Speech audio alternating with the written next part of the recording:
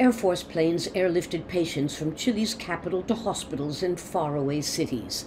While in Santiago, ambulances waited with sick patients outside hospital emergency room entrances for up to 10 hours. Tens of thousands of Santiago residents ignored calls for social distancing as they queued for essential goods ahead of the start of a total lockdown, something President Sebastian Pinera had said would not be necessary. But the explosion of COVID-19 infections in the capital, up by more than 500% in 2 weeks, dashed his hopes of controlling contagion without shutting down the economy. Estamos plenamente conscientes. We are fully aware of the difficulties, the restrictions and the shortages that a lockdown means for the Chilean families. We're going to make the utmost effort to facilitate food, medicine and other basic services during the quarantine. Las más vulnerables y las más necesitadas. Receiving an emergency shipment of ventilators at the airport, the president appealed to opponents to unite in the face of a monumental threat. Behind me is the entrance to Santiago's General Cemetery. Inside, gravediggers have been working round the clock in order to meet and, in fact, surpass their yearly quota of tombs in order to be prepared for the worst. But many people believe it shouldn't have come to this so soon. The government had boasted that Chile was doing better than its neighbors, ignoring earlier pleas from doctors and mayors like Rodolfo Carter to declare a total lockdown before infections got out of control. We have to say it very clearly, without panicking, that these next 2 weeks are going to be the hardest weeks in the history of Chile since the 1973 coup. We are going to have dead people. We are going to have hurt families. Police will be on the lookout not just for those who violate the quarantine, but for traffickers who are using delivery services, which are allowed to circulate, as the perfect cover for distributing illegal drugs. Chile's anti-narcotic squads have already made more than 200 arrests. They misuse well-known brands of delivery services to deliver drugs instead of food or medicine. Why? Because a policeman probably won't suspect a delivery man on a bicycle. That's why we're cyber patrolling the social networks to try and identify the traffickers. The battle to stop people from violating or abusing the quarantine is on. Now that Chile is doing what most agree is the right thing, though not necessarily soon enough. Lucia, Newman, Jazeera, Santiago.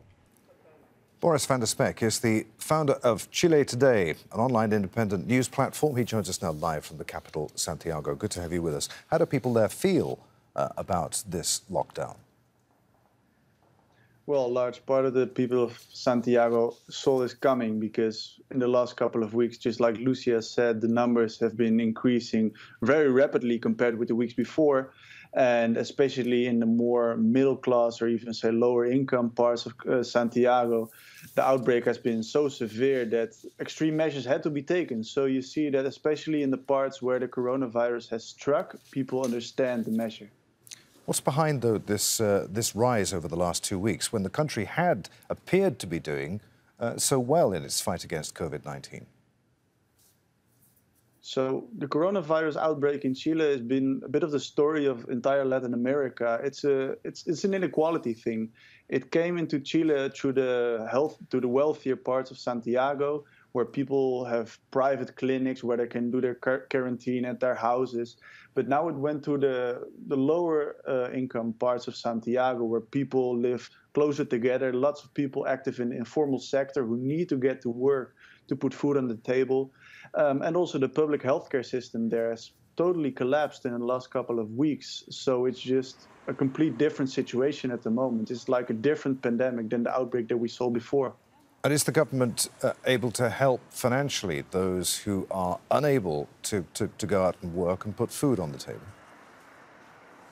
So recently the government approved the emergency bill for those working in the informal sector here in Chile, which is like 30% of the people. But the amount of money that the government is giving to these people is around $100 a month. It's just not enough to cover. It's probably going to be a rise, apart from a lot of health dangers here in the city, also a big problem in the rise of poverty that we'll be seeing in the next couple of months. How long will this lockdown last, and will people abide by it? So the lockdown, originally they said it will last for 1 week. Health experts internationally say a lockdown should at least last 2 weeks.